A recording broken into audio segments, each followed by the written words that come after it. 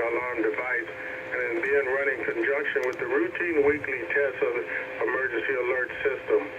To provide the most consistent warning service possible, these alerts will only be activated for the selected warnings affecting the following counties: Alpine, Amador, Butte, Calaveras, Colusa, El Dorado, Glenn, Lake, Nevada, Placer, Western Plumas, Sacramento, San Joaquin, Sierra, Solano, Stanislaus, Sutter, Tehama, Tuolumne, Yolo, and Yuba. To repeat, this has been a test of the NOAA Weather Radio's warning device. This is only a test. We now return to our normal programming.